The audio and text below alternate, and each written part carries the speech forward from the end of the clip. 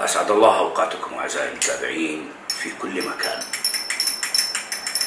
في تاريخنا العربي وغير العربي أحداث وقصص كثيرة تمنح القراء عبر وحكم في حياتنا. وحقيقة منذ أيام الشارع العراقي ومواقع التواصل الاجتماعي قلقة ومتذمرة لإصدار قرار الضرائب والرسوم الجمركية على الكثير من البضائع والمواد المستوردة دون توضيح سبب هذا القرار والهدف منه. حينها طرأت على ذاكرتي قصة والي الشام بعنوان جز صوف الكباش خير من سلخ جلود الحملان، والحملان يعني الخرفان الصغيرة ومفردها الحمل. يقال أن والي دمشق أسعد باشا كان بحاجة إلى المال للنقص الشديد في خزينة الولاية آنذاك، فاقترحت عليه الحاشية أن يفرض ضريبة على صناع النسيج في دمشق وعلى تجارها. فسألهم أسعد باشا: كم تتوقعون أن تجلب لنا هذه الضريبة؟ قالوا: من 50 إلى 60 كيسا من الذهب. فقال أسعد باشا: ولكنهم أناس محدودي الدخل، فمن أين سيأتون بهذا القدر من المال؟ قالوا: يبيعون جواهر وحلي نسائهم يا مولانا.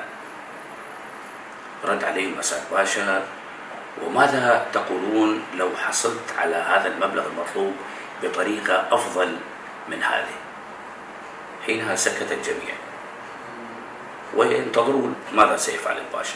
في اليوم التالي قام أسعد باشا بإرسال رسالة إلى المفتي لمقابلته بشكل سري ليلا. وعندما وصل المفتي قال له أسعد باشا: يا سيادة المفتي، إنك ومنذ زمن طويل تسلك سلوكا غير صحيح، وأنك تشرب الخمر في بيتك وتخالف الشريعة، وأنني عازم على إبلاغ السلطان في اسطنبول، ولكنني أفضل أن أخبرك أولا حتى لا تكون لك حجة علي. هنا المفتي تفاجأ بما يسمع، أخذ يتوسل ويعرض مبالغ مالية على أسعد باشا لكي يطوي الموضوع. فعرض أولا 1000 قطعة نقدية فرفضها أسعد باشا، فقام المفتي بمضاعفة المبلغ، ولكن أسعد باشا رفض مجددا. وفي النهاية تم الاتفاق على 6000 قطعة نقدية.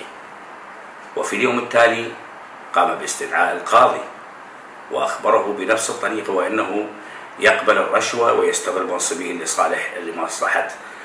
المصلحة الخاصة، وأنه يخون الثقة الممنوحة له، حتى صار القاضي يتوسل للباشا ويعرض عليه المبالغ كما فعل المفتي.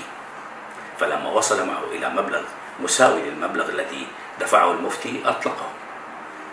بعدها جاء دور المحتسب والنقيب وشيخ التجار وكبار أغنياء التجار الموجودين أو أغنياء المدينة أي دمشق. وعندما انتهى من الاقتصاص من تلك المجموعة الفاسدة، جمع الحاشية الذين أشاروا عليه أن يفرض ضريبة جديدة لكي يجمع 50 كيسا. فقال لهم: كم كانت حاجتنا إلى النقود؟ 50 كيسا؟ فقالوا له: نعم. قال: قد جمعت 200 كيس بدل 50 التي كانت أو كنت سأجمعها بطريقتكم. فتساءلوا: كيف هذا يا مولانا؟ فأجاب أن جز صوف الكباش خير من سلخ جلود الحملان. فهل سيأتي اليوم الذي يجز فيه صوف الفاسدين في بلادنا؟ وهل سيظهر لنا واليا مثل أسعد باشا بدل أن نسلخ جلود المواطن الضعيف وترك الفاسدين يتصرفون بخيرات البلاد كما يحلو لهم؟